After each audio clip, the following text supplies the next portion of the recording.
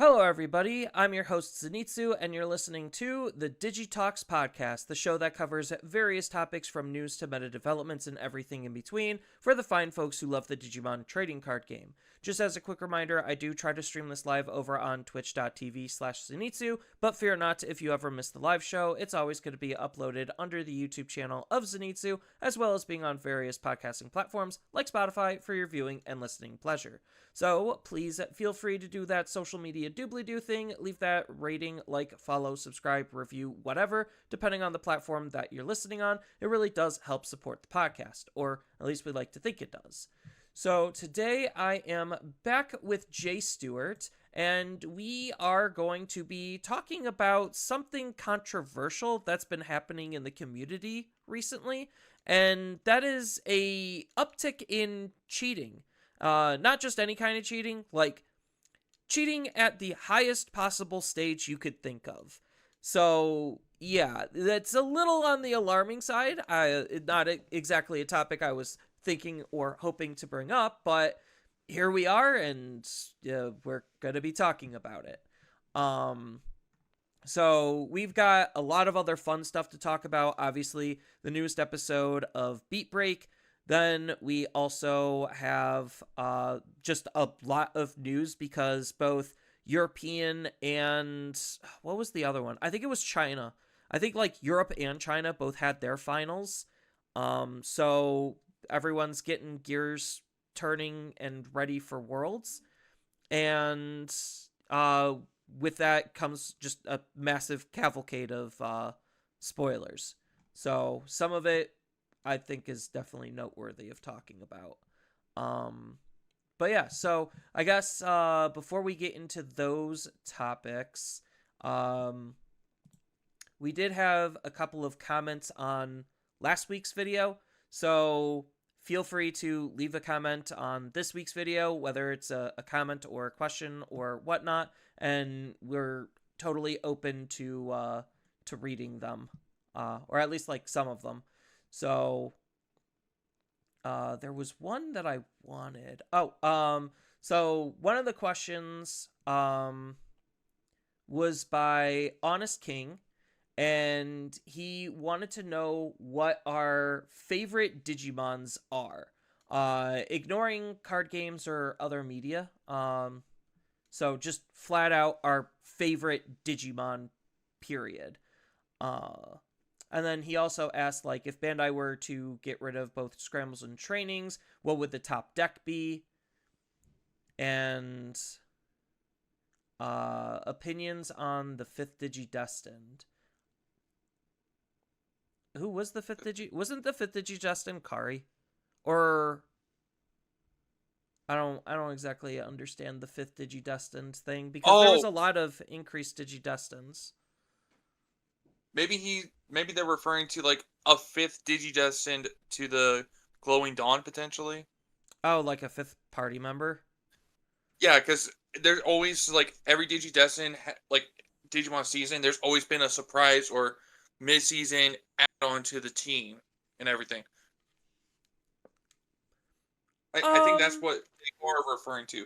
Yeah, so just the add-on character.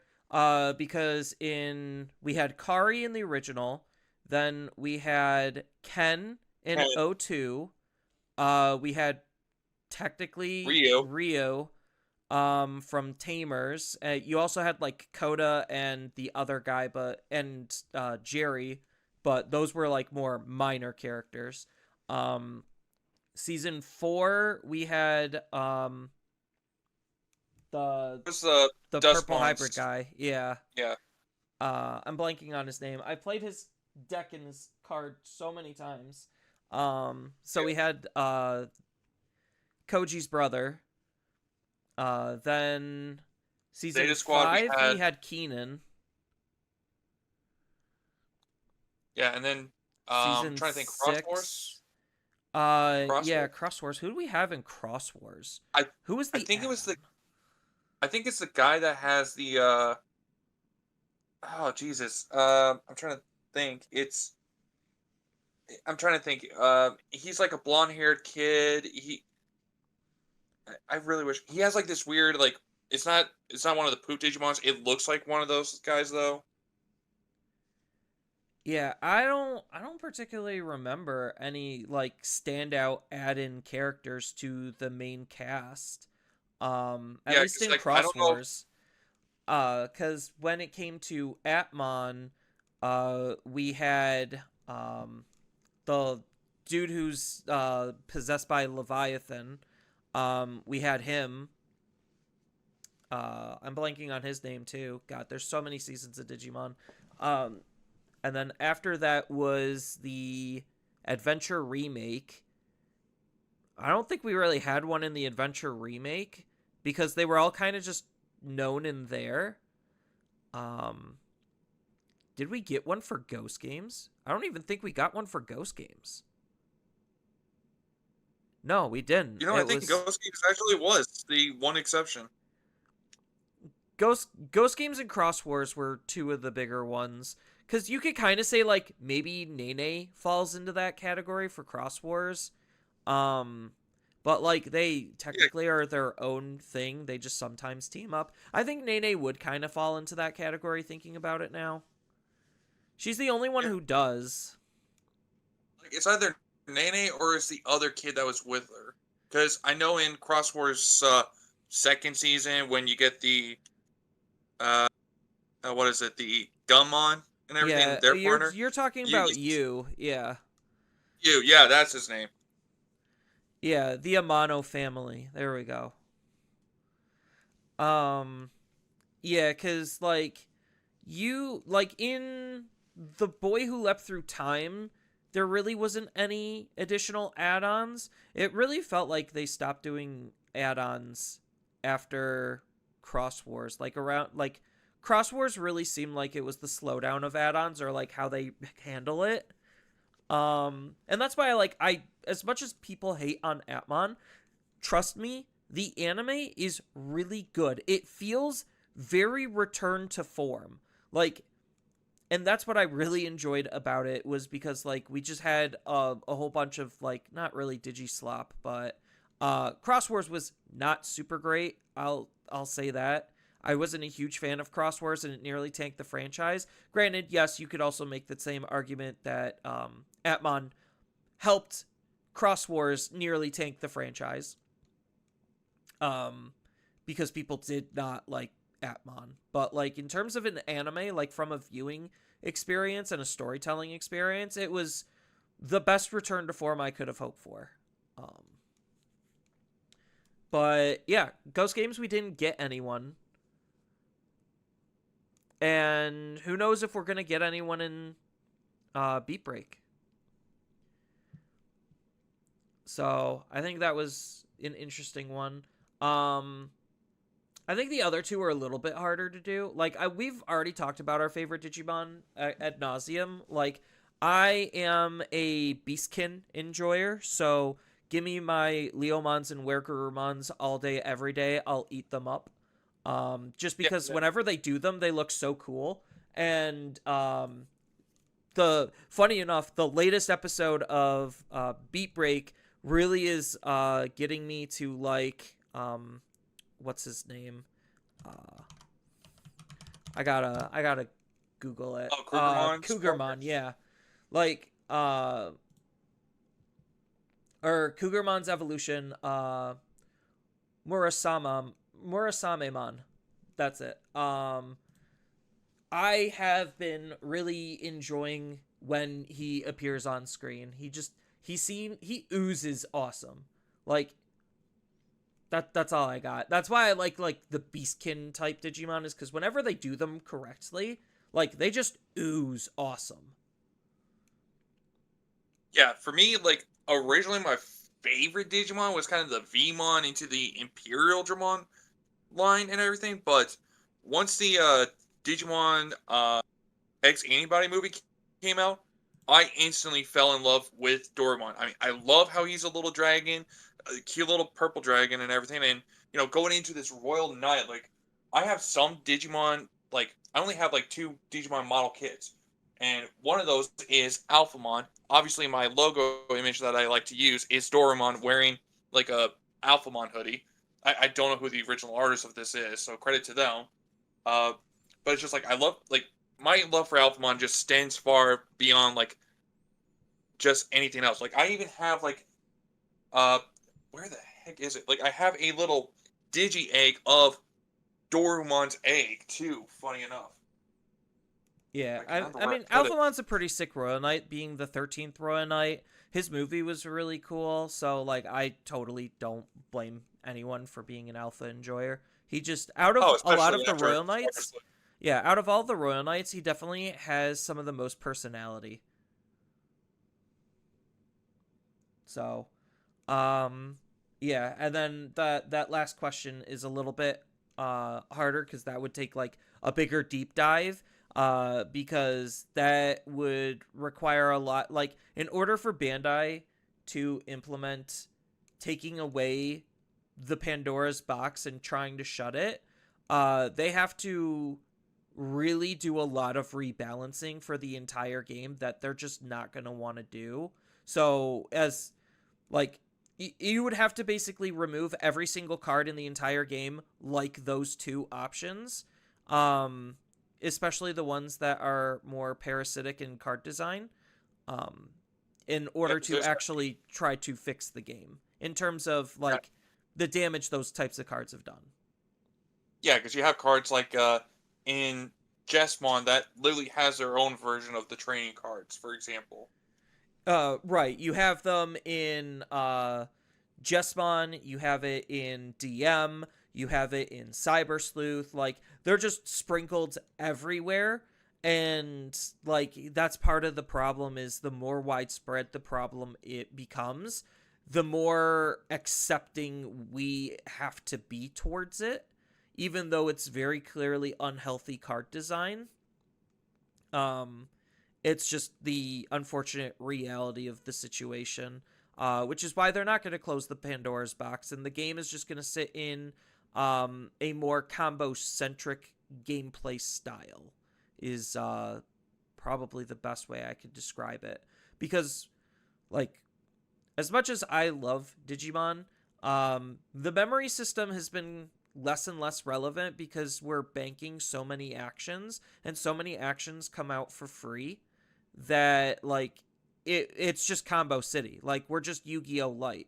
And maybe that's why like a lot of Yu-Gi-Oh players are still like drawn to Digimon, is because it is just a more simpler combo style game. But from my perspective, and why probably a lot of my I would just label them colleagues, who started playing the Digimon card game from its inception, really did not like this shift away from the memory system actually mattering, because and into this more combo centric category. Like, and with so many different card games right now on the market, like they don't like how the game has changed, they'll just leave. It's literally as simple as that. So like we're spoiled for choice in good card games, which is both a good and a bad thing. But I digress. So I hope that like answers at least your three questions. And like I said, anyone who wants to like have a comment be read, or if they want to have a question be asked, like feel free to tell us and we'll go ahead and read them or answer them. So I guess with that, we could probably talk about Beat Break, because this episode kind of rocked. I'm not going to lie. I really liked this episode.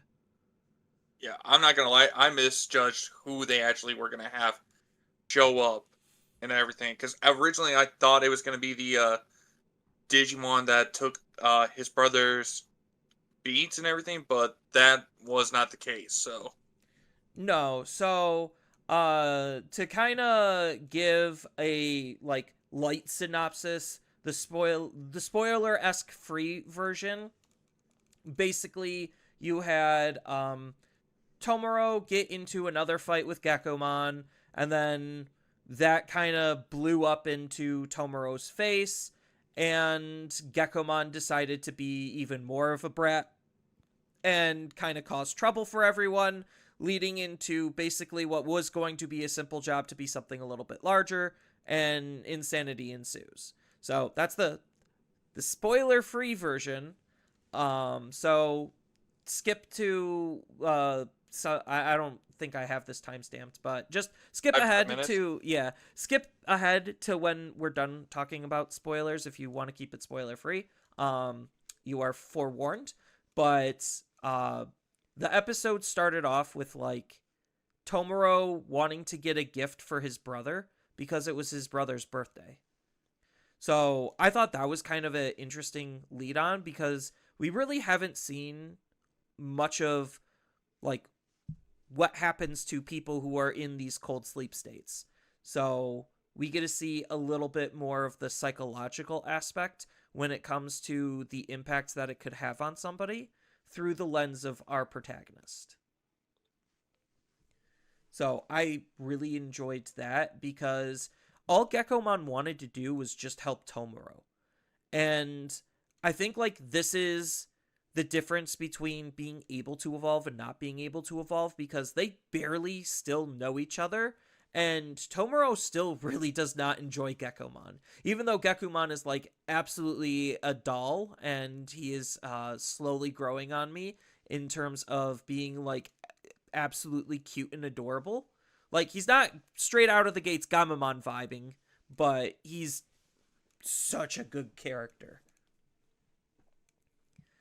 But then afterward, they kind of just get a job to defeat some Raremon because some dude got angry at basically being treated like trash. So he spawned a trash Well, Digimon. I think what actually it was is he was like talking about how he was like ranting on about how his wife left him and everything, and he was even reflecting on a photo, and it showed how he was trying to pose and be masculine, and his family was in the corner of the photo and everything. I think because here's the thing, like it this kind of goes back to the whole Shadramon thing of the Digimon is a reflection of their partner. It's like this guy was giving off like toxic vibes, so when all of his toxic beads spawn into the Senpato, I think that's what they're called, it literally spawned a toxic Digimon, Raremon. I could get behind that theory. I I that's probably a better as not a guesstimation, a better explanation. Understanding? Yeah, a better explanation as far as that. But so we see them set up like the episode set up Rarebon as the antagonist for the episode, and then Toboro wants to get a gift for his brother. So Glowing Dawn decides, oh, that's such a cute moment, we'll help. Um, so obviously he Tomoro kind of had to fight with Gekomon because he wanted to be alone visiting his brother, and then Gekomon is just a complete brat, and he's just like, no, I want to go with. This is important to you, so I want to be there for you. And Tomoro is just like, no, get out of here. I do not care. So he gets caught by the nurse, and Tomoro has to like explain to the nurse like what's going on because the nurse is obviously freaked out. And then when he goes into the shop to buy Tomoro a scarf because obviously he's cold and he has a memory of his brother giving him a scarf. So this is kind of like a returnal kind of a thing. Like, I'm going to do the same kindness that you did to me. So Gekomon, being another brat, part two, ends up ripping the scarf because Gekomon thought that blue was a better color than red. I don't And know. then, I'm yeah, like, just let Tomoro do his thing. Like, I don't. Part of me is just like, I don't quite understand why Gekomon is like being so bratty. I understand that he just wants to help, but like, part of me feels like he should just listen. well, that's the thing. Tomoro is not explaining, like he's not explaining the importance of it. Like when Geckomon's trying to talk to him about this stuff and everything, it's like, hey, what are you doing? He's like, don't worry about it. I'm just getting a gift for my brother. You know, and he's not giving Geckomon a chance to understand. That's the problem. So he's like, well, what am I doing wrong? And all the other Digimon, they're like, oh, I usually help out my tamer by doing this or something, you know. So he's getting advice from the other Digimon because he wants to grow, get a deeper bond with Tomoro. I But think at the because beginning of the Tomoro's close, episode, yeah, I think at the beginning of the episode, trying to eat Tomoro's money is not a good way to start that at all. I thought that was kind of funny. Like Geckomon's just like, "Ooh, what's this? It doesn't taste good." oh yeah, trying to eat his paycheck. I mean, that is kind of funny. I'm I'm like, not gonna that's not a good way to start. Um, to be on a good foot is to eat your owner's paycheck. And like Gecko, that was an instance where Geckomon didn't give Tomoro time to explain what that was. Like, and I get it that Geckomon is still kind of like this baby kind of a thing, similarly to Gamamon, where it's just like, yeah, they don't know a whole lot, and I get that, like you said, they do need things explained to them, and the character is very obviously not explaining and wants, and he doesn't want to explain. yeah. So I think like obviously there's tension there, and basically the tension was building up throughout the whole episode to the point where when they do end up facing off against Raremon, Geckomon literally is just such a big brat that he gets in everyone's way, wanting to try to prove himself to be useful to Tomoro, to the point where Tomoro, in disgust, basically unleashes the dark emotional Dark beat. beat. Yeah, and drives Geckomon to go absolutely berserk. Yeah, almost to the point where Geckomon was actually trying to eat him. Yes. And then we also learned, funny enough, we learned that Raremon actually ate his owner, and part of it, like, part of the conflict was them trying to separate Raremon from the owner. And Yeah, and then, then yeah. Oh, go ahead. oh, I was gonna say, like, then we actually see a face behind one of the five team members because Raramon is just knocking out all the Digimon, like glowing dawn and everything below in the back, and like it's a big crisis because like his toxic gas is going to spread into the city. It's like deadly and everything. So, like, we see finally one of the 5-star members, the fire dude, actually show up and cleans up their mess, and he's like you kind of see him hinted earlier in the episode. He's like as he says, "My flame is dying. I need a challenge. These aren't challenging." And he's actually trying to force the leader of Glowing Dawn, like, face me. I want the old you back. Yeah, so they're showing off that they have some history with each other, which is probably going to be set up and explained in future episodes. And the duo pseudo antagonist, his partner is Flamemon. So that is No, the no, it's what is? Hold on a Flare. sec here. It's not. It's Give me one sec here. It's Coronamon's like ultimate form. yeah. I'm just trying to think what the I darn think thing's I think it called. is. It's Flaremon. I think. Claremont might be right. Yes, it's Flaremon. Okay. Yeah, because Flamemon's Vmon's armor. Yeah. Or no, No, not that's Flame. Flame Drummon. Yeah. No, Flamemon's the fire human spirit, if I remember correctly. Yeah, either way though. Yes. Um so he uses a ultimate level Digimon, absolutely mops the floor with Rarebon, ends up deleting him and kind of just sort of saving the day in like not the way everyone wanted it to turn out. So obviously everyone's kind of like distressed and on edge, and Geckomon is still berserk. So the dude just like beats down Geckomon, and after he fights with Kyo a little bit, and Kyo is just trying to hold him back from dealing more damage, and then the episode kind of ends with Tomoro feeling really bad about what he did to Geckomon, driving him to go to berserk, as Geckomon turns into level 2. Tama? Yeah, his Tama. So Yeah, because at first I thought Gekomon got beheaded for a second. Like I didn't. The Digitama looks so much similar to just Gekomon's head, but yeah, although in this episode we did get what the industry calls canned sakuga.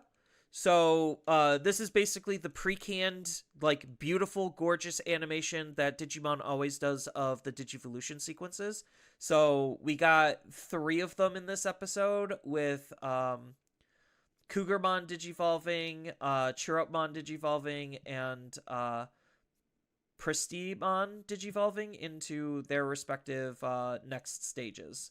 So they're very yeah. That's the first time. clearly uh, they're very clearly doing a good job as a team, but Raremon defeated technically Chiropimon and Wolvermon because of poison. It's just like, oh yeah, poison's not good. Shocker. Yeah, and technically speaking, I think that's the first time we've actually seen Krugermon digivolve on screen. Because every other time he's digivolved off screen. Yeah, and they did show from their Digivolution sequence that there is a distinct visual difference between how digivolving into a champion and a champion digivolving into an ultimate works. They didn't tell us, they showed us, and I appreciate that because Kyo's evolution sequence was slightly different compared to the others. So, just wanted to point that out, that they do respect the levels in terms of the differences, and it's not all just the same thing, which is cool. It's a very nice attention to detail. So yeah, that was essentially Beat Break episode 11. I don't actually know it because Gekomon de-digivolved down to a level 2, or is Digitama. I don't actually know if they're on track for episode 12, him unlocking a champion form. So my secondary prediction of around episode 15 looks like it might be more accurate. Want to think that they're actually gonna try to go champion with Gekomon in the next episode. I want to think so, just Oh, they because the totally title could. is called A New Family. Yeah, it's just like the way it's hinted. It gives like the element of Tomoroi and Gekomon like make up, and they kind of realize that like, hey, they have each other now. They are a family. Like it gets to that understanding level, like what we saw with Churumon. It seems like to me. Seems like. Yeah, no, they totally could. They could very easily get to that spot for Gekomon. And I think, like, from an anime perspective, in terms of seasonal stuff, it would just put a nice little bow on the season where it's just like it ends with Gekomon getting his evolution.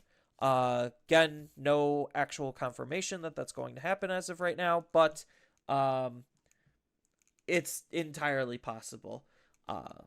I know a lot of people are just like super antsy and anticipating his evolution just because, like, I do feel like people really are enjoying his character, and that's why they're getting antsy, is because they just want to see what his growth is going to look like from an emotional standpoint and obviously the physical standpoint.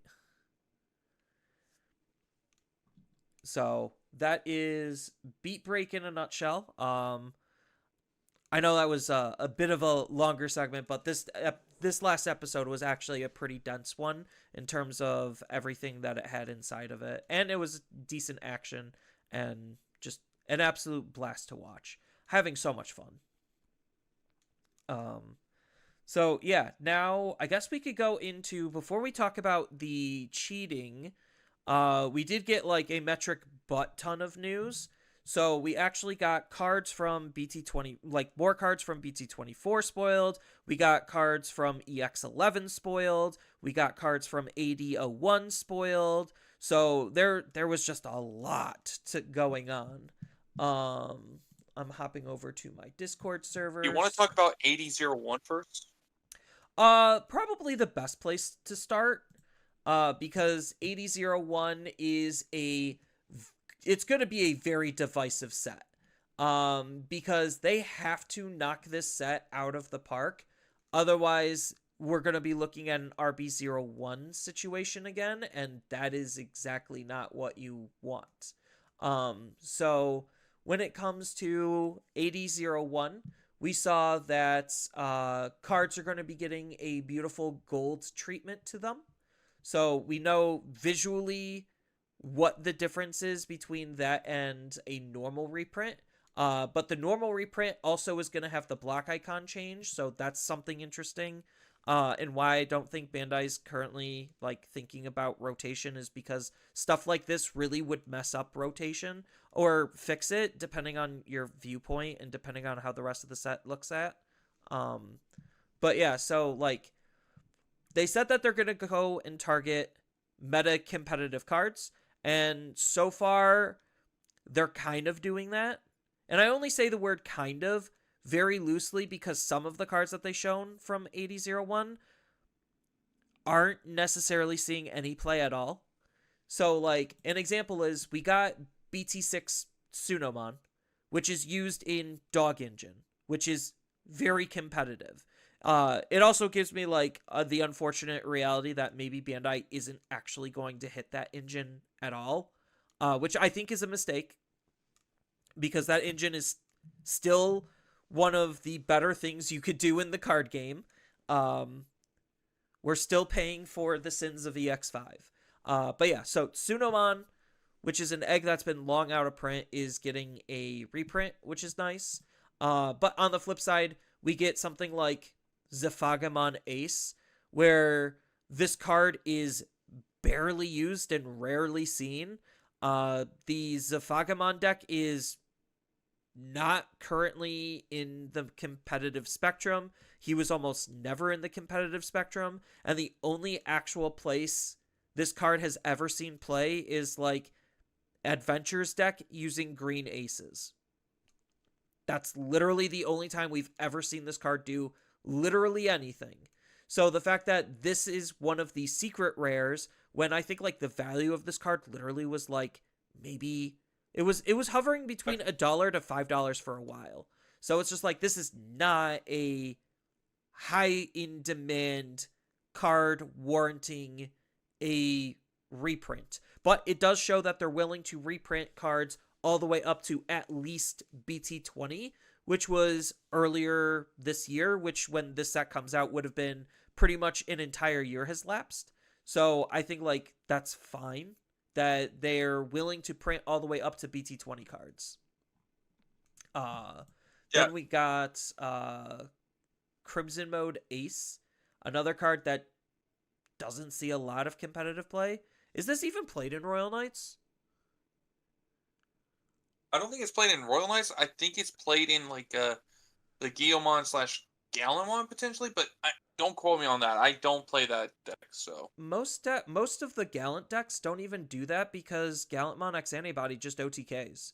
So there's no reason to use Crimson Mode. And I know like sometimes Crimson Mode is ran in Royal Knights because one, he's not a Royal Knight, he's a Holy Warrior, so he doesn't get tucked underneath Yggdrasil.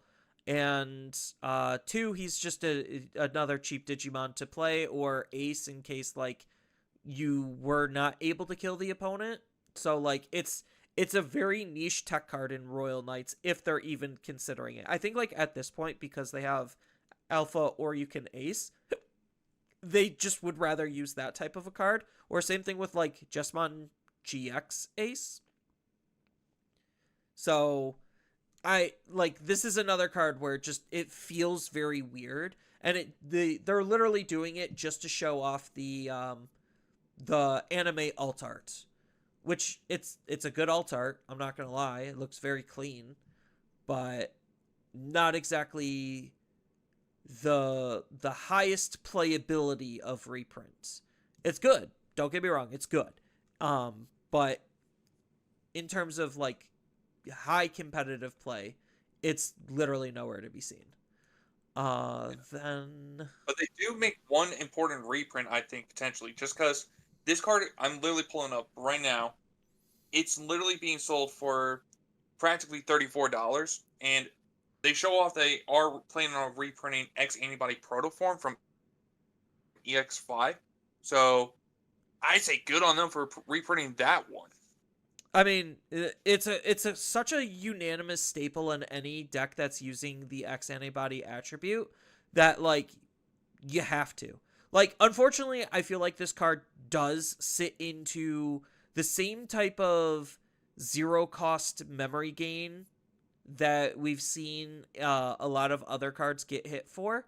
Except this like has its own niche, so I guess maybe it is a little bit more restrictive, but at the same time, is it really that restrictive if you're gaining so much just from using this card? But yeah, it needed a reprint. Even with the reprint, it needed a reprint. And even with the reprint of the reprint, it still needed the reprint. So like this is the card where it's just like, yes, they need to do more of this for a lot of stuff in order for people to have a lot of faith in 8001. And like a lot of people have been saying online that like, oh, 8001 is basically Bandai trying to do the One Piece thing for Digimon when it comes to their reprint sets. Um but you could also make the argument that the One Piece thing was just RB01 but better. So, but yes, this is the caliber of reprint that we would need consistently throughout the entire set to really make it worthwhile. Another good reprint, just as an example, was the BT17 Greymon, the secret rare one. Um, it's another very niche card, but it's a niche card that has a wide amount of playability because this could be used in Omnimon decks, this could be used in Greymon decks, this could technically be used in more, but Brewmon, technically. yeah, but realistically, you're not going to use it outside of Omnimon and outside of Greymon because the interaction that it has is with a tie teamer specifically and Koromon egg specifically. But I mean, it's still a very good card. Um, I'm not saying it's not. This definitely, out of a lot of the secret rares, is a secret rare that is more in demand. So good on them for actually giving us this, because part of the reason like I would run this card in my Omnimon deck, but I currently don't have extra copies to run it in my Omnimon deck, so I've been making do without it. And um I mean, technically it's still optional inside of Omnimon because there's just so many uh I don't want to say better things, other things you could run to fill in that same type of a void. But this card is just a very good card regardless. So this is another high quality reprint. Um, do you know how much Shine Greymon Burst Mode from PT13 is running? I'm not gonna lie, I don't know. I could pull it up here in just a second, but it's an SR, so it Yeah. can't be that much. I mean, it came out in BT13, so it is a rather old card because, like, this is another reprint where it's very questionable. Like, I get the idea because $2. 8001 is going to support Shine Greymon in terms of the new cards that's going to be coming out. So, like, it just makes sense to pair up an older card that is going to most likely still work with the newer cards. So, that feels like their angle. But in terms of monetary value, I don't think this is, like, super high up there. It's $2. There you go. A $2 reprint. So this is one where it's more for the flavor rather than the functionality, because Shine has not been meta since BT14. I mean, you could kind of make the argument he's been like teetering in and out and he's gotten support, but like the support really hasn't managed to make him meta viable. It's not bad support. That's not what I'm saying. I'm just saying in the grand scheme, the big picture of the meta, he has not been important since BT 14, which is one set after he came out. Because that was when everyone realized, oh, Mirage is just the better deck, because Mirage got the Zudo Ace and other tools that it actually is going to be using versus Marcus. Because Well, I think the other issue with the Shine Greymon is at the time it was still trying to balance the whole red/yellow. So like the training cards, like at the time they were like, oh, you have the red one that can search out only the red ones, and then you have the yellow ones that can search only the yellow ones. There was like no mix training cards, and Mirage was just all blue, so it worked out better. technically, Shine was running both of them, because all of the cards that they were using were 2-color cards. Every single one of them, except for the other training option. So the training option was competing with itself. So it forced people to, people were experimenting with running like 2 and 2, but it ultimately didn't matter. And it was just the fact that like Shine could not keep up because there were other OTK decks in the format, because you also had Fen that just came out as well in that time period. And then shortly after that in like BT15, you had the whole APOC situation, which was not good. Then, yeah, it was just slowly getting rougher for Shine Greymon to keep up because of just the speed increase that he was not able to adapt to very well. Like, he's still functional. That's not the argument. Like, you could sleeve him up, take him to locals, and do relatively well. That's not exactly what I'm saying. I'm just saying, like, from a high competitive perspective, if his role was to OTK, there were better decks at that time to OTK with. And he was literally competing with Mirage as the only, like, real consistent OTK decks. So that was the niche that they were fulfilling, and he just couldn't keep up and slowly lost relevancy, even with new support, because the new support kind of muddled things and made him try to be like a control deck when he was very much not a control deck. Yeah, all his earlier support was aggressive. Yeah. So it's cool that the gold border is going to be a nice altar, and it's cool that they have the anime screenshots.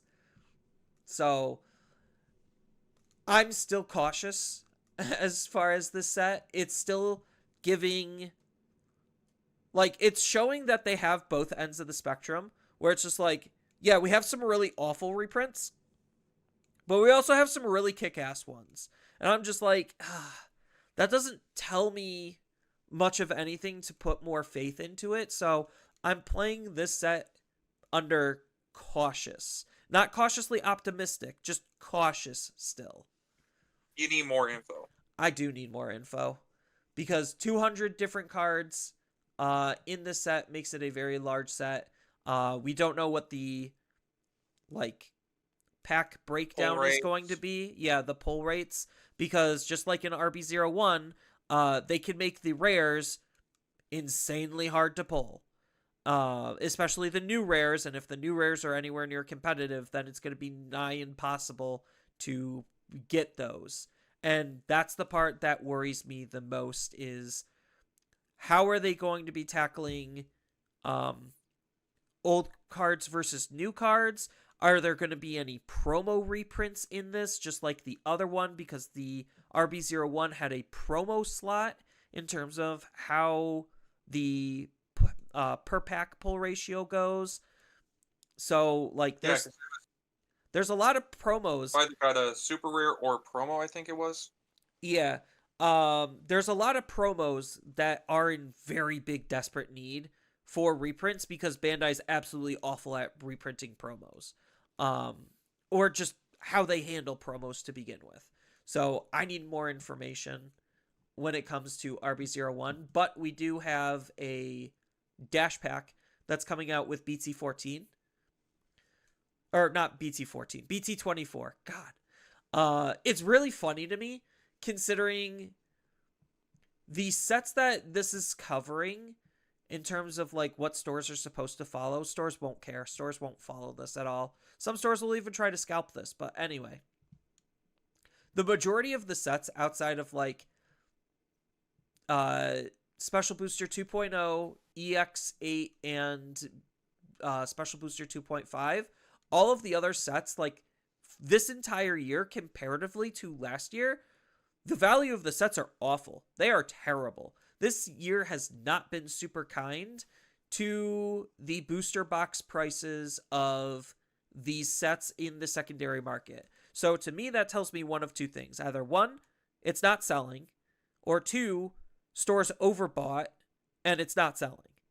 So I don't know if it's a over or under situation, but obviously something's going on where they're not selling. So this is a good idea for Bandai to try to push those sales. And I do like the fact that it is going to be the alternative arts that were language locked for Medusumon, Gaiamon, and Galactimon. So you get basically a 1 in 3 chance to pull one of those 3 cards. Which is cool because Medusumon just skyrocketed in price because of the announcement of BT24 stuff. So that's good. I'm sure Gaiamon probably spiked a little bit because of the Amethyst Mandela promo version of Dugotch. Because that card's insane. Like, that card's so good for Gaiamon. Like, all Appmon decks need a card like that. Where you could just instant app fuse for free. Like, yes. That's what they have to do. And then Galacti, I don't know. He's the oddball out because I don't think we're going to be getting a lot of Galacti support. Like, maybe he'll get an emblem. Maybe. I don't know. He'll get a level 7. I don't think he's going to get a level 7. You never know, because, I mean, I like I said, I haven't kept up with the thing, but, you know, Zenith is, like, kind of the antagonist, so, from what I understood, so, I mean, just theoretically, you never know. He easily could. Just could be a Liberator exclusive evolution for him. Yeah, then we got the next LM set, which is already sold out, especially for North America. You will not be able to get this unless you're buying off the secondary market, because this was a Bandai Premium product. So I unfortunately missed the window because that was during the time period in which I was laid off. So I did not have the money to buy this when it was coming out in terms of the window. So unfortunate for me that I had to have life issues, which is a skill issue in of itself, I guess. So yeah, just another LM set, got a couple of reprints going on, and then obviously it's finishing the memory boost cycle and starting the new training cycle. So that's going to be really, really interesting to see how that develops. Then we actually do have some Dawn of Liberator stuff. We have a new Sendrel and a new Shoe. The new Sendrel is borderline cracked. This card is insane. I have to, like, look at something real quick. So do you have any thoughts on EX11 so far? While I try to look for something. Sindrill, it does look very strong and promising. It's got, like, I don't know, like, it has, like, the mixture of both aggression, but it also appears to have control aspects built in together with it. So this really does kind of seem very strong for the deck. And I mean, even the new Shumon and everything, I'm not sure if we had access to Barrier or not before in the past for Sindrel, but it's just a really good. Yeah, I don't think we Yeah, did. and then, like, And then like the fact that this Shumon has an on deletion, you could play a token out, so practically like replaces itself. I mean, that sounds really good to have. Like, because if I remember correctly, Overclock you have to delete one of your own Digimon to attack or something, if I'm not mistaken. Yes, you delete a card of the chosen trait for overclock, and then you could attack without suspending. Yeah, so like obviously you want to pair this Digimon with like this version of Shumon with all the Sandrels. So Okay, it looks like I am, for the most part, correct about my assumption. Um, so just as a quick frame of reference, this card is one of the first instances of stat-based power creep that we've seen in a very long time. You're probably looking at the card and being like, "Oh, what's so power crept about it?" Um, and the answer to that is we have never seen in the card game a 11 play cost 12k DP evolve for 3 naturally. Like we've seen it be cheated with traits, but that's an alternative that's technically an alternative digivolution condition. And that's supposed to be more parasitic in card design.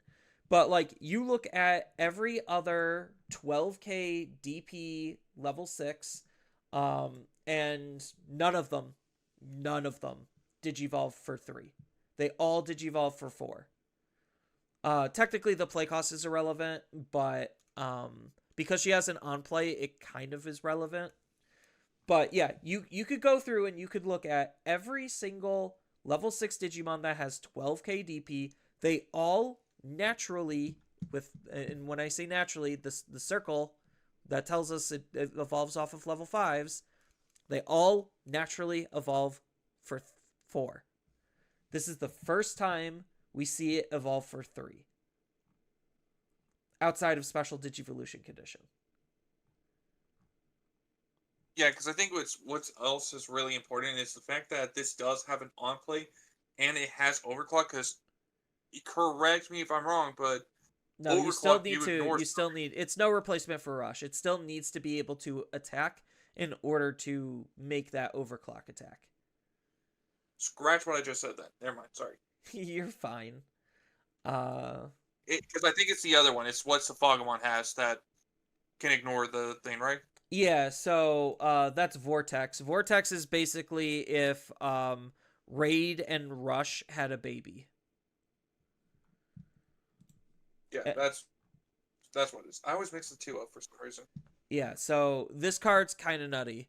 Um, do I think that this is going to be good enough to replace Kaguya? Probably not. But I think this allows you to actually have more variation in your puppet builds. So I think that's pretty good because maybe then Nian Bootmon can actually see a little bit more play. Because I like Nian Bootmon. It's just comparatively to a lot of the other level 7s that we got with the Liberator stuff, Nian Bootmon's a good control card, but control in Digimon right now is so bad because if you could just kill the opponent before the control card comes out, what are you actually controlling? Um, so I think like Sendril, this new Sendril is going to be really good. The Shumon's also pretty good just because the on deletion create a token is nothing to scoff at, and neither is barrier. So that's cool. Um, but yeah, now we get into some of the BT24 stuff. So what about BT24 that was revealed actually caught your eye? I'm curious. So at first, like random support for Digi Police. So I thought, huh, little random. I'm okay with that because Digi Police for me it was a fun deck to play. But then all of a sudden, here comes Karamon X and Diaboromon X. And it's like, okay, hold on a sec here. I thought we were going to get this in like, what was it, EX 6 or something? Or one of the previous sets, and all of a sudden, here it is now. Diabormon X, it doesn't look bad at all. Like, it has overclock as well and blocker. It could Digivolve one for each of your Digimons that you have, which Diabormon likes to create a bunch of tokens, so that's pretty good in itself. And then it has an all turns when any. This to me is what really interests me. All turns when any of your Digimon with Diabormon in their names would leave the battle area. That includes the tokens, if I'm not mistaken. You could then play. I believe so. Yeah, then you may play one Diabormon from your hand or this Digimon's Digivolution cards without paying the play costs. That seems a little nutty to play a level 6 for free. It is. Because most And likely. I double checked to make sure. Oh, what did you double check? So I was going through all the Diabormons that they ever printed, including the Ace. None of them have on plays, but a bunch of them have an all turns like kind of effect. How does the Ace not have an on play? Hold on, I'm about to fact check It's too. Go ahead, because I couldn't believe it when I saw it too. Oh my god, it doesn't. Yeah, I don't. Yeah, so it just like kind of baffled me. But then it's just like I said, all these Diabormons, they have all turns. Like they have some sort of interruption or something in them. So maybe that's what it is that they're going for. I mean, so they're probably gonna have a Gudamon X is the thought process, because the Karamon or Diabormon X line is literally these two and then a Gudamon. So like lore wise, Karamon just eats enough data to warp Digivolve into Diabormon. Would have been nice to see that in lore, but I mean, I guess the fact that it's when Digivolving, when moving, plays out a Diabormon is basically the same type of thing. Who needs to warp when you could just play a token? And then use that token for other things. Like, the most obvious thing is Armageddonmon. Armageddonmon. Like, this just means you can get out Armageddonmon way faster, which that card is a 15k rusher that you could play for 3. So you could literally just move out, play a token, and then just delete the token and have a floodgate for level 7 Digimon. With rush, that's 15k, swinging as early as turn 2. Like, absolutely crazy. Then the other one is you have an Inframon where you could delete a Diabormon to be able to Digivolve into a Diabormon. So, like, this Inframon reveal? That's EX6 Inframon. Gotcha. So, like, you use this in combination with EX6 Inframon to be able to speed up getting into your Diabormon by a country mile. Like, it's actually insane, because let's just say you have a single training card set up. All right, you move out, create the token, pop the training card, go into a Kurosari for free, and then you can Digivolve the Kurosari into the Inframon, delete the token, Inframon Digivolve into Diaboromon, and then you could do even crazier shenanigans where it's just like, okay, if it's the memory gain Kurosari, then you'll just gain a memory for the token that Diaboromon's going to be spitting out. If it's 2 tokens, then you gain 2 memory, and then you could effectively go into a Diaboromon for 1 memory off of a rookie moving out of your racing area, and you literally just having 1 training card set up. Absolutely insane. So I think the card is very, very, very powerful. Like, it's a borderline must-have 4 of in every Diaboromon deck for this point forward. I do kind of am feeling very afraid of this when moving effect. We saw it with Amethyst Mandela, and I feel like this is going to only further speed up the power potential of the game. Because like we saw it with the Renamon, but more importantly, we saw it with the Cubimon. Technically, I think the first time we seen it was on when moving. The first time we saw it was Abdamon. So that was the that was the very first time we saw it. Then the second instance was the Renamon starter deck with the Renamon and the Cubimon. The Cubimon's like really good because that's a searcher. So like you literally move out and then you search your deck. Like it's not really searching, it's technically digging. Because it's only revealing the top three, but still, the fact that you just move out and then instant consistency, nuts, absolutely nuts. Um, then we seen it with the Aegiomon. He has a when moving that allows you to add the top card of your security to your hand, and then you get to play a Time Stranger traded Tamer. So literally, I move out and I play a Tamer for free. Like you could kind of say like, oh, but isn't this pretty much almost the exact same thing as like start of main? And while you're kind of correct in that aspect, I do think this But being precisely the second you move out lets you get more abilities off, which is why I think this is like really incredibly strong levels of power creep.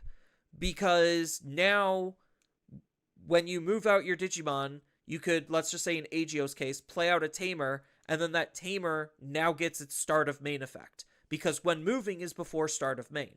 Because that's during your breeding or raising phase. Then another when moving card we see is Icemon. The Icemon is absolutely cracked. The fact that they printed this card is like insane to me. Like, Rocks and Minerals did not need a card this good. Hexablow doesn't even need that. No, but like, it's funny. I was talking at locals about Icemon, and because one of my locals peeps, he is a avid Ice and Snow player, but he understands and recognizes how awful Ice and Snow is, because there was the new Titan that the level 4 Titan, I'm blanking on its name, one of the Ogremon trio, he's an Ice and Snow Digimon, so he was just like, oh, can Ice and Snow use this? And the answer was no. Just flat out no. So he's just like, oh, that's kind of unfortunate. And then he looked at Icemon, and he's just like, this is better in Rocks, isn't it? And I nod my head, I'm like, yeah, this card's made for Rocks, I'm sorry. Ice and Snow, sure, you could think about using it. Doesn't stop the fact that Rocks is still better. Yeah.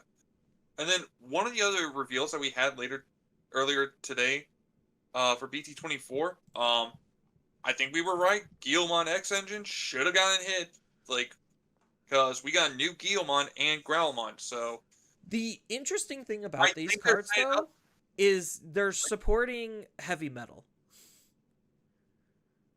Yeah, they are kind of setting up like for heavy metal. The But at the same Guilmon is time, more though, generic. I will say that. The Guilmon is but it trying to also, be more generic. But the Growlmon but is the fact, directly heavy metal. yeah. But to me, it's like the fact that this Guilmon says Dark Knight as one of the cards it could pick up. Something tells me that Chaos Galamon might be coming back. Potentially. I don't remember if Chaos Galamon is Dark Knight or not. Don't quote me on that, so... He is. Dark Knightmon is also a Dark Knight, unironically. That's kind of funny. But Then you also have the Grey fact that we're going Knightmon, to that's a have Dark Guilmon... Knight. But nobody talks about So Grey it's Knight. just... Yeah, so depending how these reveals for, like, I mean, already, like, Diabormon, it was like, okay, you're kind of tempting me, and now that this Guilmon's hinting that Chaos Galamon might be potentially getting some support, it's like, okay, you're kind of making me want to buy a couple boxes now, potentially, if this goes the way I think it is. So what this is telling me is maybe there's actually going to be less Time Strangers in this set than what I initially had thought, because I'm sitting here and thinking, oh, if this is anywhere of the ratio of Time Strangers to other things, compared to BT22 and BT23. Those sets were 70%. Technically, it was 70. It was some weird number where it's like 73% dedicated to CS. So this might feel like it's only going to be about 50% dedicated to CS, which means we already know based on the information that we were talking about last episode on all of the products that were coming out. We already know that BT25 is going to have more Time Stranger stuff. So maybe the other half of Time Strangers is going to be in BT25. Yeah, because thankfully, when I was looking through all these cards I mentioned, like the Digi Police, the Caramon, the Guilmon, and everything, they don't have TS in their traits. So it's like there's potentially 3 decks that are going to be outside of Time Stranger. Theoretically, is what this is hinting at. Yeah, and the new Time Stranger stuff that we did get was basically a soft confirmation where it's just like, yes, they do want you to play Iliad with very specific pairings, but those pairings also could be opened up as long as you're just pairing like 2 of the Olympus 12s together is their intention and design. But obviously, if you're playing the correct pairing, it's supposed to be more powerful that way because the synergy is more direct. So, because we got like a Palace card, I think. Yeah, the Sanctuary. Yeah, these cards are also kind of like, pardon my French, these cards are also fucked. Yeah, These a bit cards are Sanctuary. insane. So you have there are 3 cost dual color options, where if you don't have one of these on the field, you can ignore its color requirements. So sure, why is color even mattering at this point? I guess technically this means you could use the color requirement to put more thrones in. Like, you could put more sanctuaries in your security stack. But I digress. They have a security ability where during all turns, all of your blue or yellow Time Stranger traded Digimon gain blocker. And then if you have Neptunemon or Venusmon, all of your blue or yellow Time Stranger traded Digimon get alliance. So that's kind of like where they're showing you, hey, you could run this in either blue or yellow Time Stranger related decks. But obviously, you want to play this with Neptunemon and Venusmon, or you could just use one of them to be able to gain the other effect. So that's kind of cool because you could potentially build like Neptune Aegis or Neptune something else or Venus something else because you only need one of them. And you only need to follow the colors for one of the colors. And because everything's like 2 colors now, colors matter less also. But again, I digress.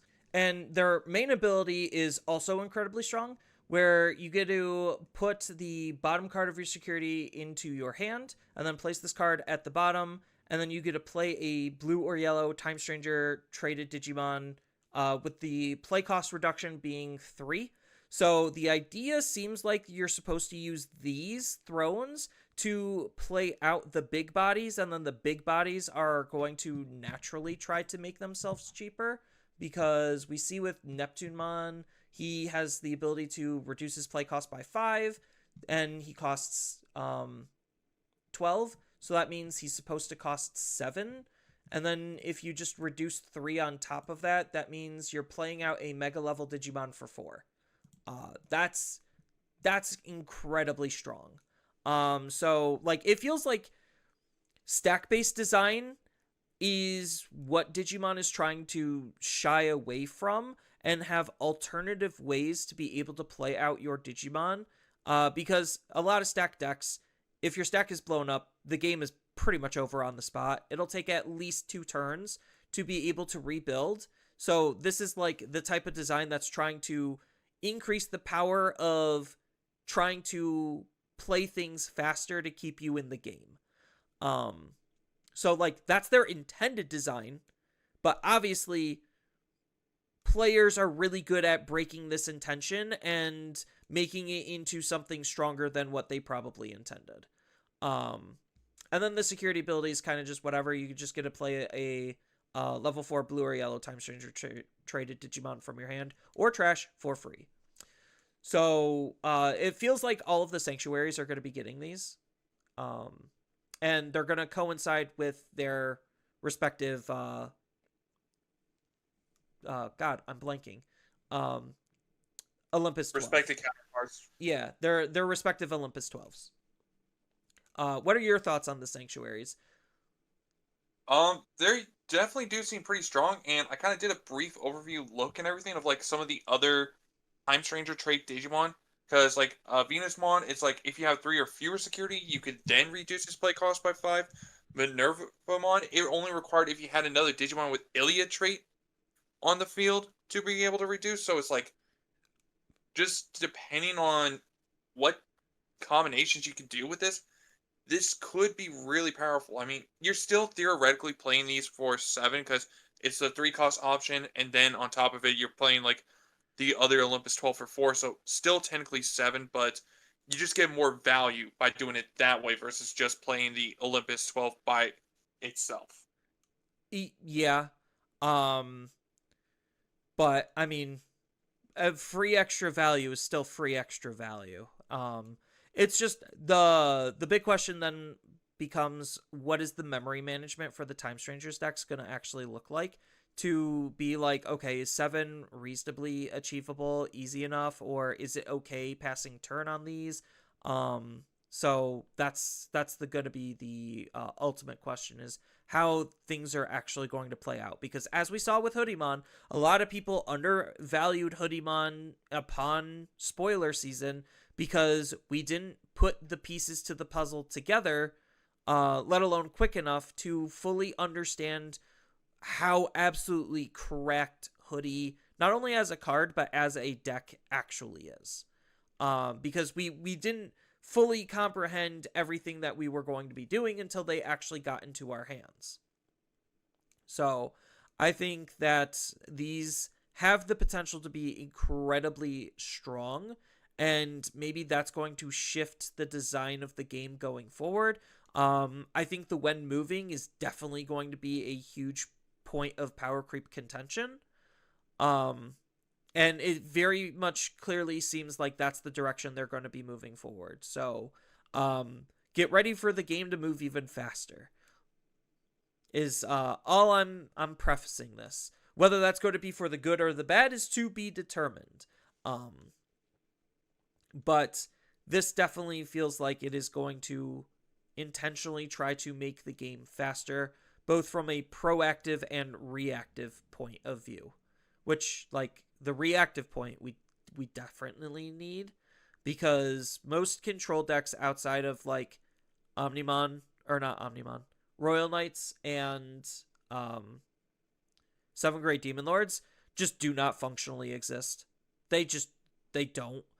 I guess technically Hoodie has like a control variant because of the options, but even then that feels more mid-rangey than control, because you still have all of the aggression of the Hoodie engine. You just are subsidizing extra aggression for removal options or control options. But anyway, I digress. That's kind of the spoilers that we've got and some of the news bits that we got, because it was just a lot of information thrown at us. Still no news on Elysian. They were demoing Elysian. But we had a pretty big event happen over the past weekend, technically 2 of them, because we had the Chinese one and we also had the European one. European one was held in Germany, I believe. And Unfortunately, I can't for sure.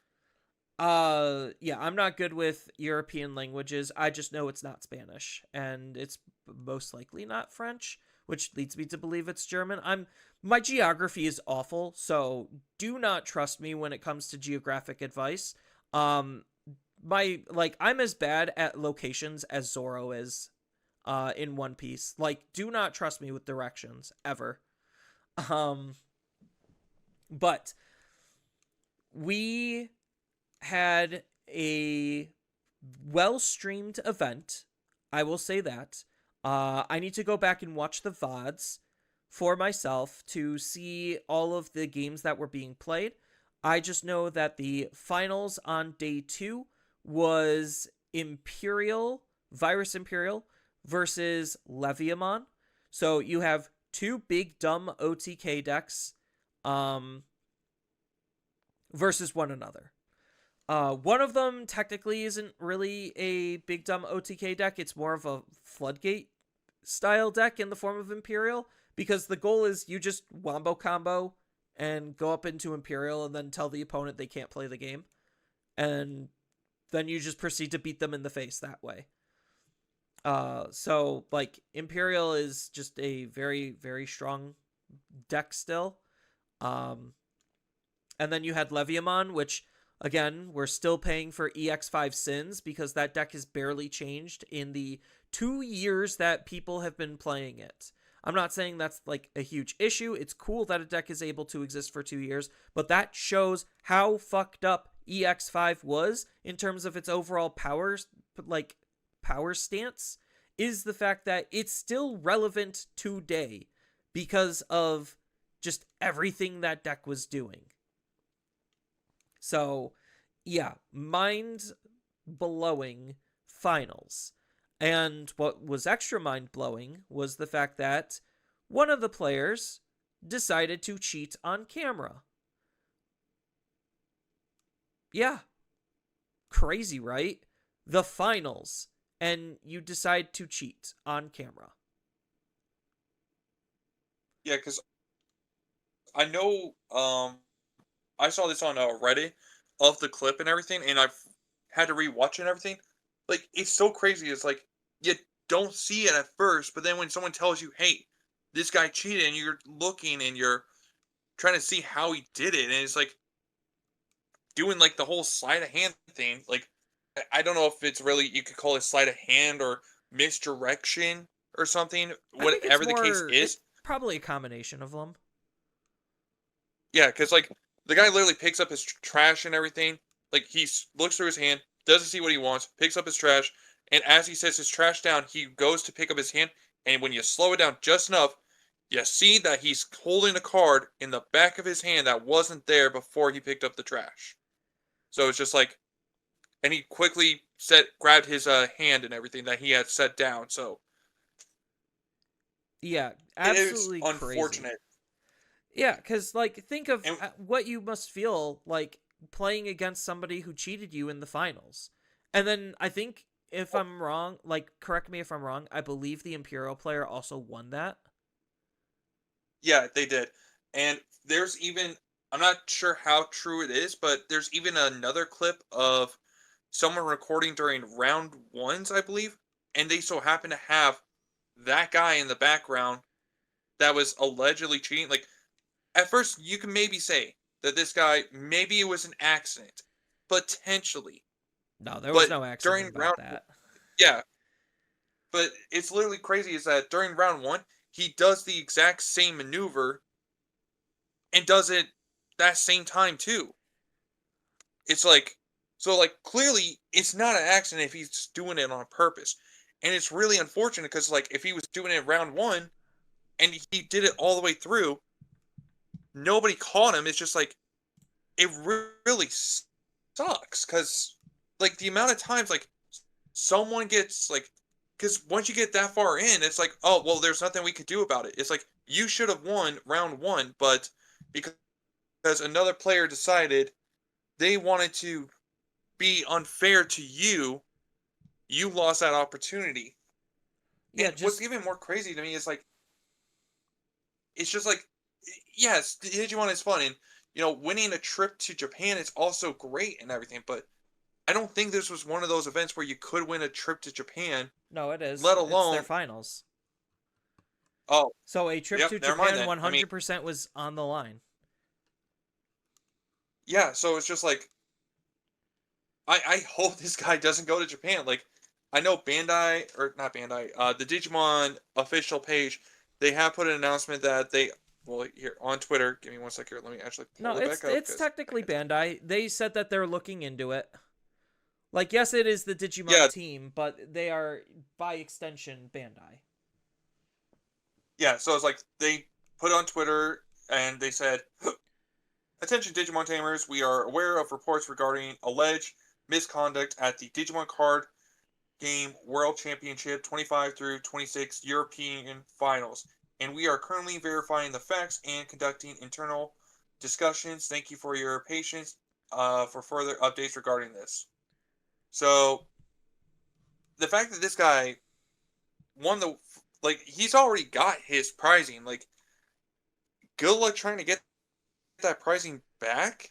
No, Like, they they're they gonna can't probably they take away can't. his trip to Japan. Yeah, they'll disqualify him from his trip to Japan. He's going to keep his cards, unfortunately. Um, and like it's that type of thing, like that really sours the whole event for everyone, because now you have to stop and think how much that one person's cheating impacted the entire tournament, because now it brings the whole thing into question, where it's just like, did he cheat throughout the entire tournament? If so, that impacts everything, like literally everything, from matchup spreads to how people are going to be paired against one another. Like, just everything is ruined because that one player decided to decide to try to cheat and try to get away with it, and they almost did.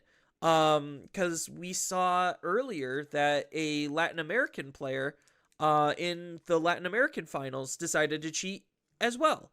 So like, it feels like cheating is on the incline when it comes to like the Digimon card game, because people were all up in a tizzy about like, oh, webcam events, it's so easy to cheat. And like, yeah, we had cheaters back then too, but like, I can't really recall last year at all hearing a lot about cheating. Like, and all of a sudden here is just a spur of high profile cheats, essentially, because the Latin American First thing, player basically tricked everyone into thinking he had an extra security. He dropped a card from his hand into his security, or didn't pick it up, and then his opponent like stopped and was just like, wait, my damage math was wrong.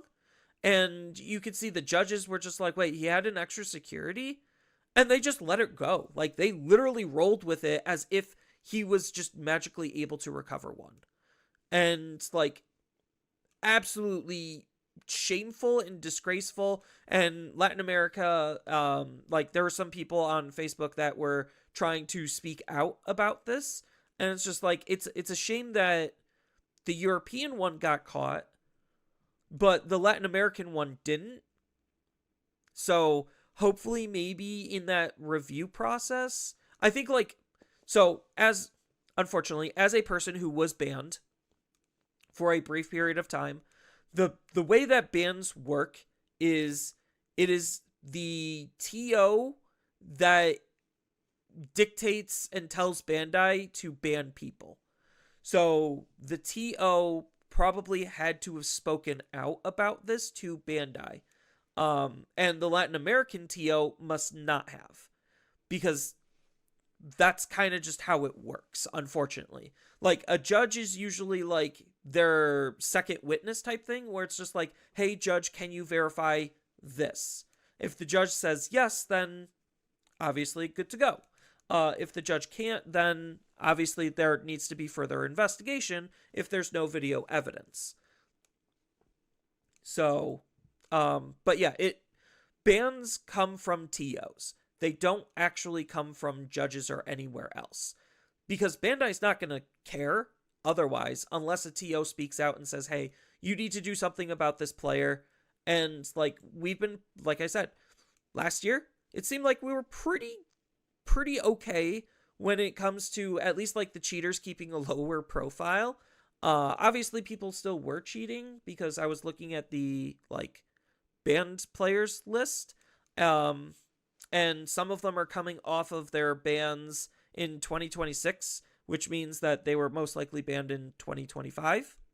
So I'm not saying that everything this year outside of these Hive profiles were caught. Some of them were, obviously, and some people are coming back to the game or are able to come back to the game. But really, it just depends on what the player was doing on the overall punishment of bans. My banning was only 3 months, because I asked a question and I backtalked a judge. Um, Not to their face, but I backtalked a judge essentially. So that unsportsmanlike conduct got me banned for 3 months, and this was like at the very beginning of the game. So I'm sure like a lot of things are stricter now.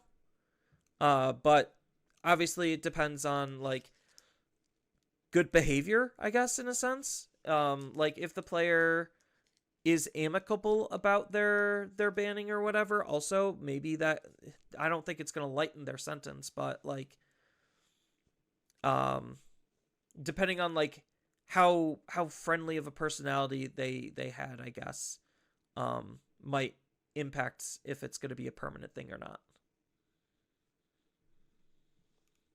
Yeah, I mean, like I said, there's video clips of this guy during round one doing the same exact maneuver. Like, it strongly suggests that he did that.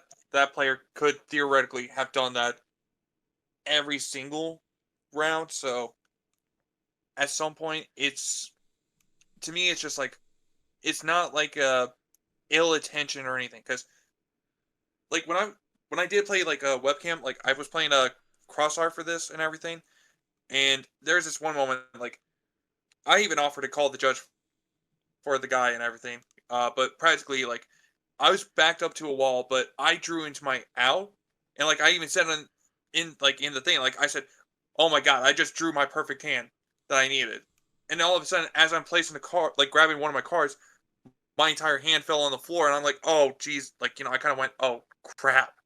Like I said, "Hey, look, man, I swear to God, I have the out. We could call a judge if you want and everything, like, I'm trying to be courteous and honest to this guy on the webcam, like, just to help prove that I wasn't screwing him over, like, wasn't trying to be ill intent about it or anything. But the fact that this guy is just like, to me, it's just like, I, I hope he gets permanent ban because there's no reason for him to come back if, because it's like the way he does it on the camera too is so subtle.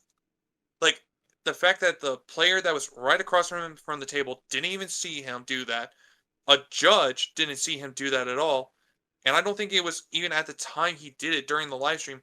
People didn't realize it at all until after they were able to rewatch it I think and some actually control the people, speed of the play. I'd have to go back and watch the VOD, but I think some people like caught on pretty quickly. They were just like, "Wait, hold up." But obviously nobody's there to read chat or interact with anyone, so they literally couldn't do anything about it. Um, Yeah. but I So I want to give a quick shout out to the Digimon commentators. They were really good. I don't exactly know who they are, or like, because I don't watch a whole lot of Digimon content creators or whatnot, but they were really good. And there were a couple of clips that I saw that I'm gonna have to go through. Like, I'm gonna have to go back and rewatch because like it was some of the most subtle shade thrown to Bandai that like made me very impressed. Where it's just like, oh, these are just OTK decks. Like they basically were explaining how unhealthy the game was in a healthy context. And like I have massive respects for I guess like the way that they phrased it. Like it makes me stop and appreciate, and I need to learn from them. So I just wanted to throw that little shout out there, because I don't know. I posted the vods, the YouTube vods, on my Discord. I don't know if you watched the Digimon footage or not yet. honestly, I was just kind of been busy with a lot of stuff still, even after I'm done with college. No, I But feel you. yeah. So obviously, people are kind of wondering though, like, how exactly is this happening? Like, why is this happening? I mean, it's kind of a no surprise that, there's people that will cheat at these events, so it's not like it's uncommon. I mean, hell, there was a Magic player that got caught during the tournament of cheating, like of swapping cards of his deck in his hand and everything. I don't remember what it was. But like, I mean, how do you think Bandai could better approve on this? Is there a way they could actually then, if that's going to be the case?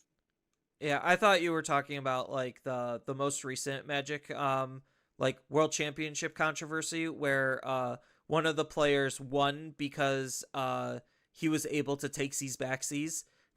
And I'm just like, wow, what a goofball for like attempting that, and then two, I'm impressed that his opponent actually let him take C's backsies. I'm just like, okay, this is what we're doing here at high level gameplay is take C's backsies. It was really funny, but yeah, No, like I'm talking about a different thing. yeah, no. Magic's always known for being like ripe with cheaters. That's why half the pros are pros is because they cheat to be consistently good. Otherwise, like there's no way that their win rate would actually be as high as it actually is for some of them. So like that's a very known thing for Magic specifically. Yu-Gi-Oh is not even a fair game to begin with, so I'm sure there's tons of cheating, mostly based on misinformation or the lack of information. More than anything else, where it's just like I'm going to use this really obscure thing and a really obscure interaction to confuse my opponent to make sure that they don't understand what's going on. I don't know. I don't think there's that much cheating in Pokemon other than uh yeah, I don't follow Pokemon to know. I I'm technically sure don't there follow is. yeah, I technically don't even follow Yu-Gi-Oh! I just know that game's an absolute hot mess. Um Magic's the only one I kind of sort of follow because like I still play Commander every like now and then, and like I watch a lot of Magic content creators because they're talking more than just Magic subjects. Like they're just TCG talking in general. So like Distraction Makers as just an example, they talk about other card games, but they are primarily talking about Magic. So obviously the YouTube algorithm sees that and feeds me more Magic content, even though that's not exactly what I'm looking for. Um, it's it's funny, but anyway, back on track. Cheating is unfortunate. It is always going to happen in every card game ever, and there's no real way to stop it because if the pricing is good enough for that player to want to commit to the cheat, they will do it anyway. Which I find it to be very ironic because this year's pricing absolutely is awful. Like it is the worst competitive pricing out of all 5 years of Digimon being a competitive game. Um, but maybe part of me is like thinking maybe Digimon shouldn't be a competitive game. That's a whole separate subject. I'm thinking about there, but yeah, like it is just unfortunate that we had back to back high profile cheats. One of them got caught. Technically, the other one got caught, but nothing's being done about it. So it's it's just sad. Like I don't know how we got to the point where people feel like they still need to cheat in Digimon. Like the game cheats itself. Like I don't know. Like you played an inconsistent deck and you feel like cheating is the only way your deck can win. Play a different deck. That's what I do. Not literally, if my deck's not consistent enough, I'll throw it out. Not literally, but metaphorically, and I'll just play a different deck. Something that I feel like does work more consistently. So that way I can feel like I have more control over my games than just bad RNG.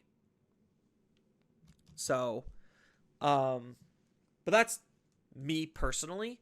And I'm not a ray of sunshine when it comes to perfect play. I mess up a lot.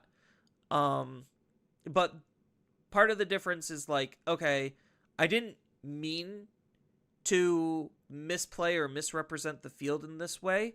But like it comes down to intention, and this player for the European one, based on the actions, very clearly seems that the intention was to cheat. And they were very practiced on how they were going about it.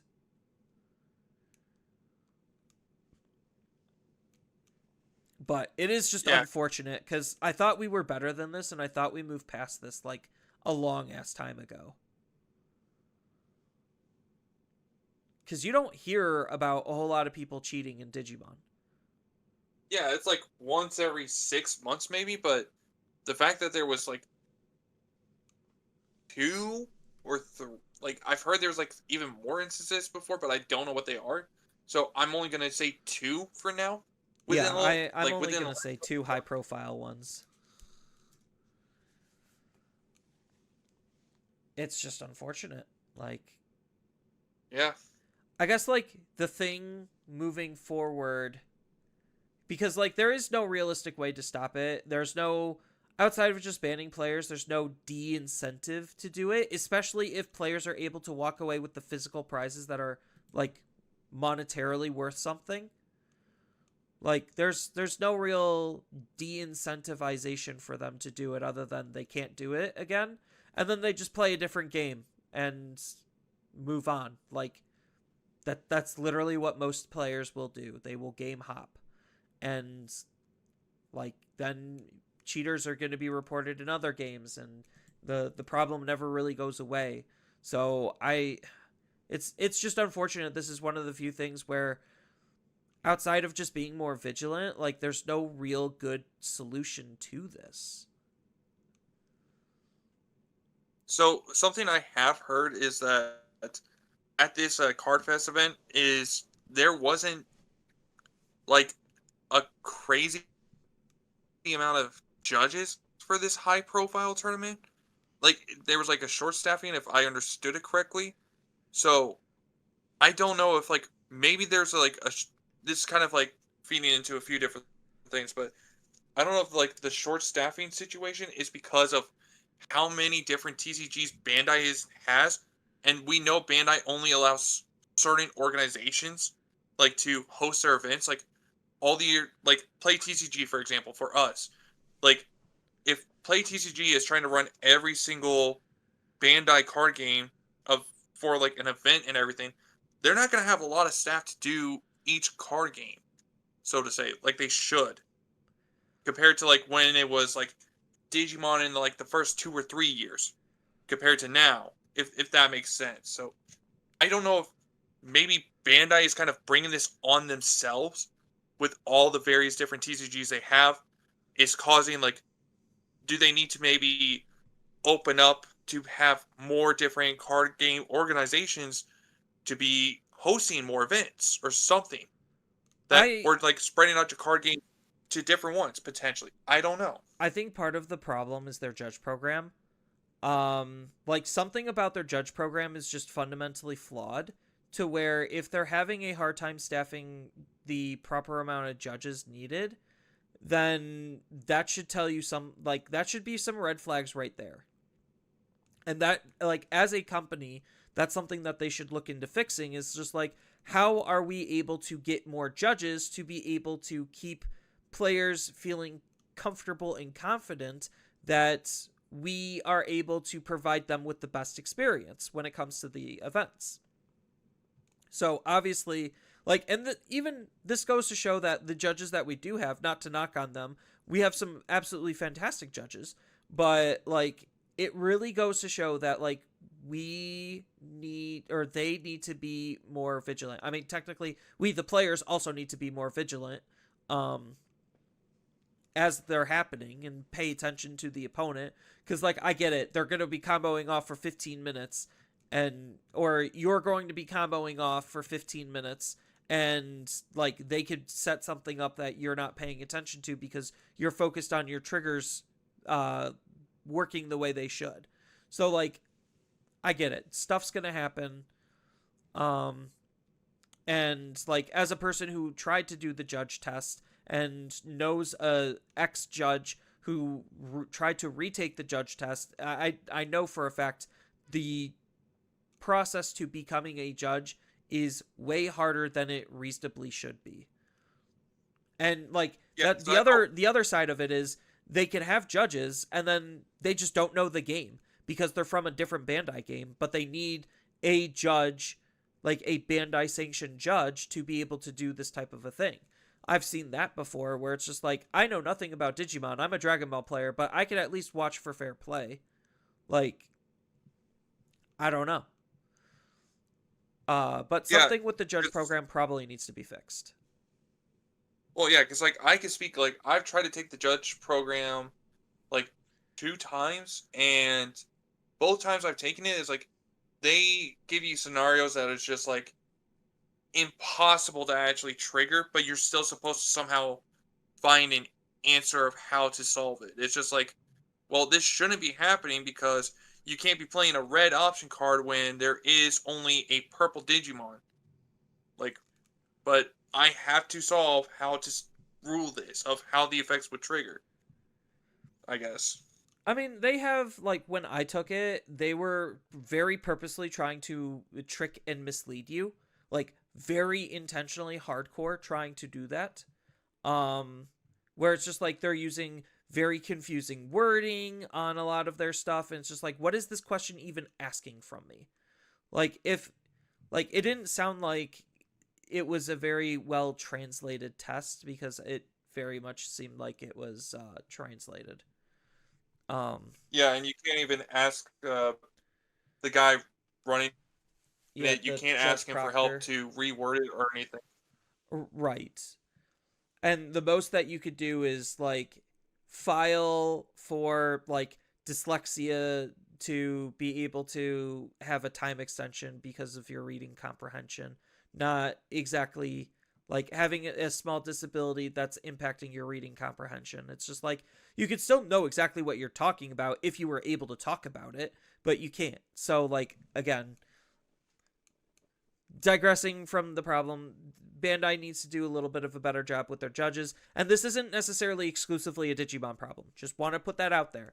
I have seen plenty of people say in like the Dragon Ball community that there's cheaters left and right, and somebody cheated in their events probably more than we do in ours. And I know One Piece also has some cheaters too. So it like I said, it's not specifically just a Digimon problem. It is a widespread TCG problem in general. Cheaters will always cheat, and it's just unfortunate.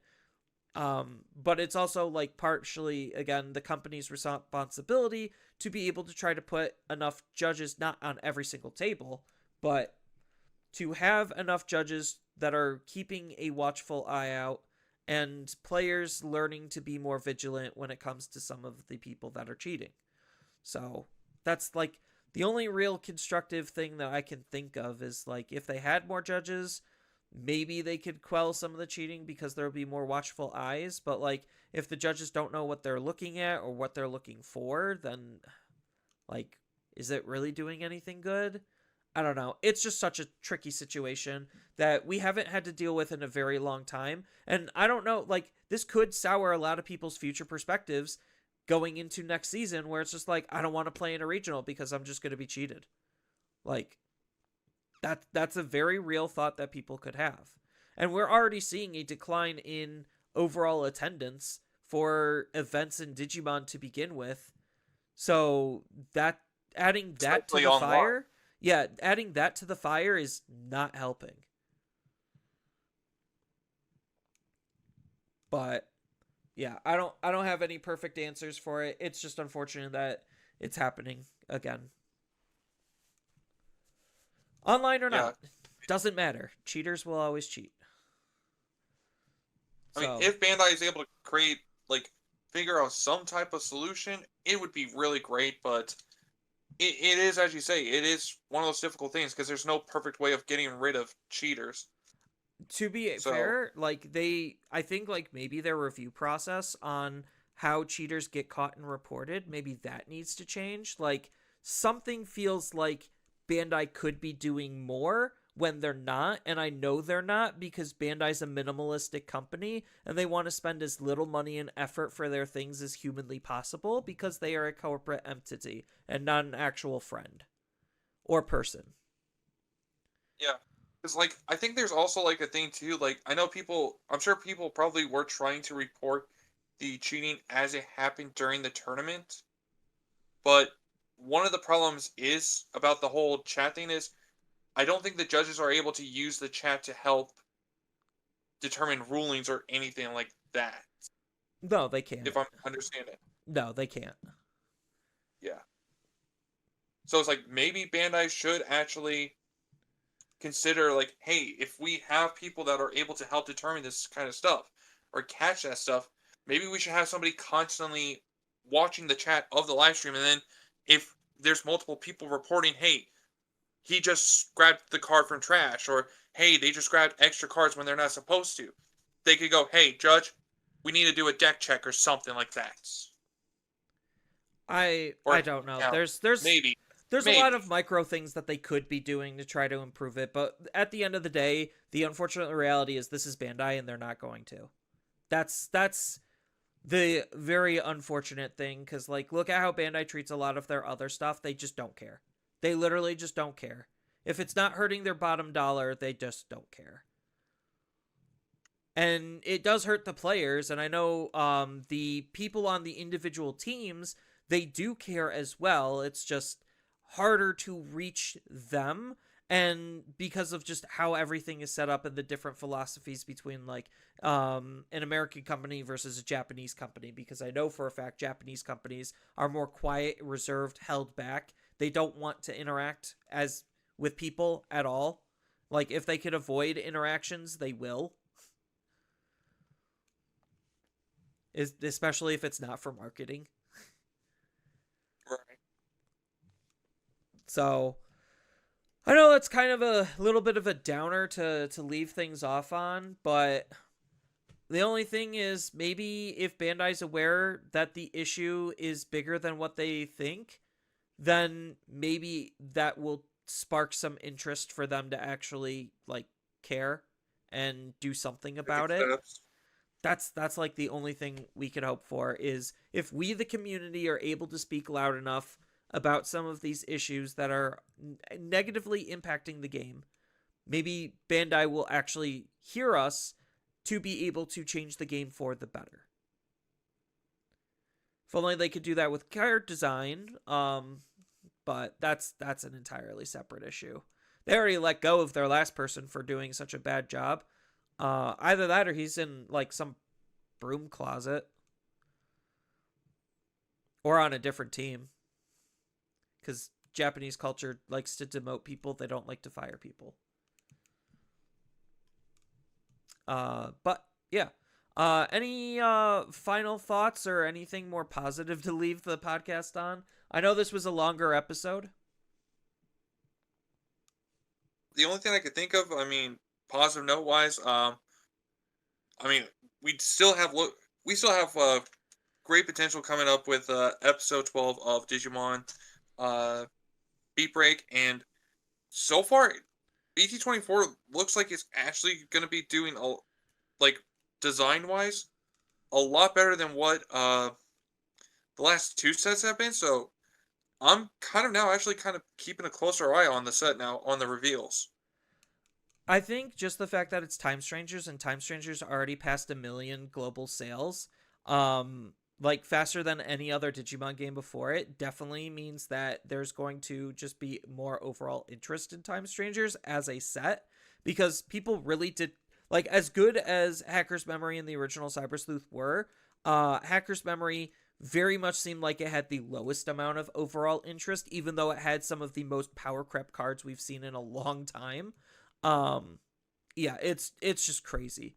It just goes to show, brand, I guess, like brand recognition can really make or break the sales of a product. Where if you just choose a bad set and a bad theme, it's not going to resonate with players and they don't want it, even if you shove a massive amount of power into it. So even though personally I still feel like BT24 is an underpowered set, I feel like the overall excitement for it, because it's Time Strangers, is already significantly higher, which is good. Let's just hope that Time Strangers as a set actually does follow through. In terms of my overall progress with Time Strangers, to kind of close things out, I should be about 75% done with the game. I just beat Zombie Plutomon. So I went back into the past, talked to Geckomon, and now we're going to be teaming up to go talk to Plutomon before he's a zombie. So that's about where I currently am. And I guess to try to wrap things up on an even more positive note, if you have not gotten the Sakuyamon starter deck and are interested in that deck, just minimal amount of upgrades, and it's actually a very good deck. Very strong, very competent. You just have to learn the combo play, and that's it. So hopefully those are a little bit better notes to leave off on. And with that, thank you everyone for listening all the way to the end, and we hope to see you in the next episode. Later.